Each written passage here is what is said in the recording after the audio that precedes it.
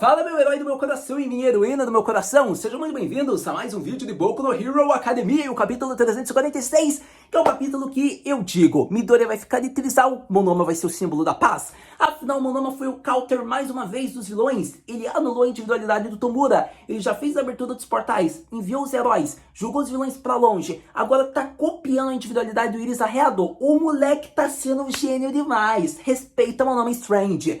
Mas ainda assim, foi a parte mais relevante do capítulo através do sumário que foi disponibilizado, porque o restante não teve nada demais, só foi Tomura versus heróis. Muitos pensam, cadê Midoriya? Cadê Todoroki? Cadê os demais heróis? E acontece que eles não foram mostrados ainda, é uma dinâmica comum, né? Os primeiros capítulos serem focados em full battle, diálogo, planos sendo arquitetados, sendo mostrados, para que depois ele possa fazer junção de cenas. Por exemplo, 10 páginas de um capítulo em luta, por exemplo, Irmãos Todoroki, depois joga cena para um diálogo de Toga versus Deco, embora esse capítulo eu acho que vai ser full diálogo também. Mas no momento eu queria essa ponta de entendimento que é mais fácil da gente prever. Possivelmente a gente teve um capítulo full battle. Próximo capítulo ainda vai ser, eu acredito que Tomura versus heróis, mas umas 5 páginas já pode ser focado em jogo de cena. Por exemplo, eles fazem uma interligação pro All-From, que tá lendo e vendo a situação toda do Tomura, enquanto vai confrontando os heróis. É uma ponte de interligamento que faz sentido e já mostra outra batalha, se é que você me entende. E daí com isso já abre ponta para ser desenvolvido no próximo capítulo o Dabin, com o Todoroki. Então, se você for perceber, o primeiro capítulo foca na ala 1, que é o vilão principal, depois fica mais fácil de se desenvolver interligando por partes as outras batalhas, pelo primeiro vilão já ter sido mostrado, começando a ser desenvolvido, e depois o autor pode ir fazendo junção de batalhas, diálogo, jogo de cena. Então eu acredito que você entendeu o porquê de não ser mostrado ninguém além do Tomura versus companhia nesse capítulo, né? Para que fique mais fácil de ser desenvolvido futuramente depois as outras partes, tendo desenvolvido bem a primeira. Mas ainda assim, vamos falar desse capítulo através do sumário, visão geral, spoilers, o que rolou, o que a gente deve esperar para o próximo, através da minha opinião pertinente enquanto a gente vai fazendo a leitura do diálogo do que vai ser apresentado no capítulo que vai ser lançado oficialmente domingo, mas que a gente já tem os spoilers, o sumário da visão geral inteira da narrativa do capítulo nessa quinta-feira. Então, conta com o seu like, conta com a sua inscrição, comenta aí qual a tua expectativa, qual a tua nota para esse capítulo, você odiou, você gostou, você queria mais alguma coisa, o que você está achando do Monoma? Mas então, bora logo falar sobre o capítulo 346 de Boku no Hero Academia, que deveria ficar conhecido como Monoma Strange, faça seu nome, e Bakugou terá de pegar a parte do Deco e terá de acabar com Tomura. Começando o sumário, que vai apresentar a visão geral do capítulo, enquanto eu vou lendo pra vocês o que vai rolar e faço a minha opinião em alguns pontos que eu achar relevante já ser exaltado. Vamos ao título, a Arena Super Hiper Mega Pelona. O capítulo começa com Bakugou, Nijiri, Tamaki, Mirko e Shoto saindo do portal. O number 2 dos heróis, Beast Genisto, está em pânico pelo fato do Deco não estar lá e pergunta o que houve. Bakugou responde que ele provavelmente foi puxado por alguém, mas não se sabe a identidade. Tamaki começa a se apavorar porque o One for All era a base do plano, e sem isso, eles estão arruinados. Nejiri diz que eles precisam informar todos e Mirko só quer que a luta comece logo. Então, vamos ver que, por mais que seja uma situação de pânico, vai ter a comédia. Porque a Mirko tá pouco se lixando que eles perderam, porque se eles perderem o One for All, literalmente eles perderam a batalha, ela só quer lutar pra depois apanhar. E acontece que o Tamaki, ele já é mais raciocina, ele é pessimista, mas ele já entende a gravidade da situação. Ele prefere possivelmente ir atrás do Midoriya do que ficar gastando tempo numa batalha que vai ser perdida se eles perderem realmente o One for All. Então é interessante, eu gostei porque tem uma leve pitada de humor pela personalidade dos personagens. Mas vamos lá, os olhos de Shigaraki estão totalmente brancos e ele analisa a situação. Como ele consegue ver os prédios lá embaixo, logo percebe que estão em uma superfície flutuando no céu. Nenhum dos fugitivos ou membros da Frente da Libertação está ali, então ele terá de lidar com isso por conta própria. Aqui tem uma observação, ele usa Boku, o pronome de primeira pessoa do All For One, como se possivelmente ele tivesse sido manipulado, como se fosse mais uma personificação do All For One na criatura do Shiga One do que o próprio Tomura, porque senão o Tomura usaria possivelmente Ore, que é a forma com que ele diz eu, e a forma Boku é a forma de dizer eu a pessoa referindo-se ao All For One, por conta que no japonês tem várias formas de você dizer eu. Tem Boku, Watashi, Ore, e acontece que o Tomura usa Ore. Acontece que o All For One usa Boku. Então é bom deixar frisado esse ponto, porque ele não é bem totalmente Tomura como a gente pensava, pelo menos no momento atual. Vamos continuar aqui.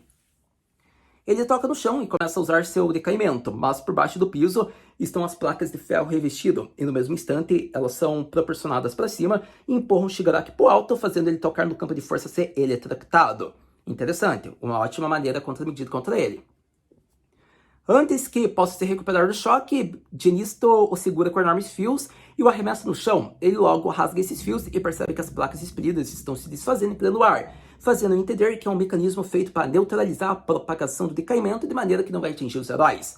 Shigaraki então provoca Jinisto ao dizer que basta ele destruir repentinamente que será o fim dessa estratégia, mas no instante seguinte vemos o chão destruído sendo substituído por placas novas. Jinisto diz para ele ficar tranquilo porque recursos eles têm de sobra, afinal o governo dos heróis roubou bastante da população para fazer com que quando fosse destruída a sociedade eles tivessem dinheiro para investir numa reestruturação como essa. Jinisto conclui dizendo que essa é uma fortaleza aérea criada especialmente para derrotar Shigaraki, e vemos um pouco do interior da estrutura. Power Loader sai de uma pilastra avisando os segmentos das placas que foram destruídas e ele diz que vão começar a construção. Aqui foi dois heróis, né, conversando entre si. Hatsumi pede para Momo providenciar as partes metálicas, mas esquece seu nome na hora de chamá-la. Momo se apresenta e diz a seus amigos que seus amigos a chamam de Aomomo. Ao fundo vemos Lunch Rush preparando comida para que ela possa usar sua individualidade por um maior período de tempo. Jinisto conta que eles têm total noção do poder de Shigaraki com base na guerra anterior e na batalha contra Star and Stripe. Aí, quem sugeriu a ideia dessa arena para neutralizá-lo foi a própria Hatsume. Vemos um breve flashback dela tendo esse pensamento de como isso foi incorporado às modificações feitas previamente pelo diretor. Esse upgrade só foi possível graças à colaboração entre Momo, Cementos, Powerload e Ectoplasma, que foram os heróis, né, que fizeram o revestimento disso. A Hatsumi deu a ideia com uma ideologia da planta de como fazer, e os componentes foram disponibilizados pelos heróis que estão trabalhando nisso de segundo em segundo, para que eles segurem o Tomura. É interessante ser frisado isso. Você vê que o trabalho em equipe é a única maneira deles conseguirem vencer. É interessante ser frisado isso.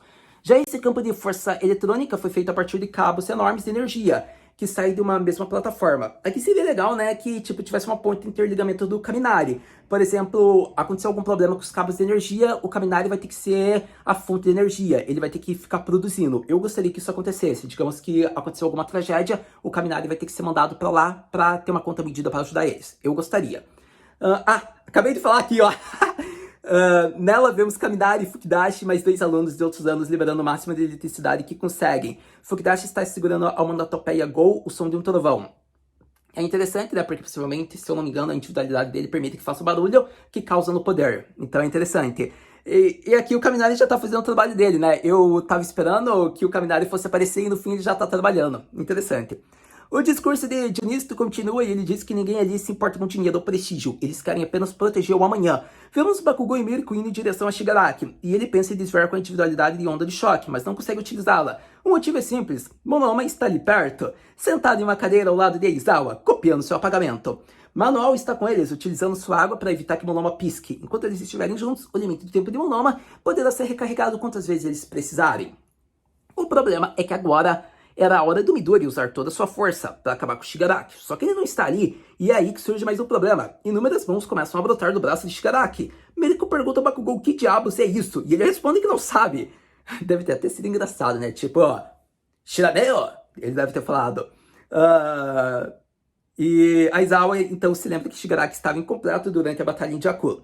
O capítulo termina com Shigaraki dizendo que sempre achou o Iris arreado maneiro, mas agora se decepcionou com essa posição dele no plano enquanto atinge Mirko com um turbilhão de mãos, concluindo o capítulo com expectativas para o próximo. Sem dúvidas, um capítulo bom que gera um questionamento possível. Se o Tomura conseguir lidar com eles, ele pode ir na direção do Aizawa. Com isso, o que devemos esperar? Tem alguma contramedida? A gente vai ver que o Aizawa só parece frágil, mas consegue lidar com o Tomura? Ou será que ele vai daí usar o anular dele contra o Tomura? Tá aí a questão. Até onde vemos, aparentemente, as mãos não são a individualidade, porque senão teria sido anulada, possivelmente. Não dá pra saber o segmento disso. Pode ser também que o Monoma só esteja conseguindo anular uma individualidade, enquanto o Tomura pode usar várias. Daí também tem essa questão. Pode ser que o Monoma ainda não esteja adequado a usar todo o poder da Creek. A gente vai ter que esperar realmente o próximo capítulo para ter um segmento sobre isso. Mas se ele usou a Creek, era para anular todas, né? Mas essas mãos são meio que uma Creek, na minha opinião. Não tem como não ser, né? Então a gente vai ter que esperar realmente para ter uma certeza disso. Ou pode ser alguma mutação genética. Também pode ser isso.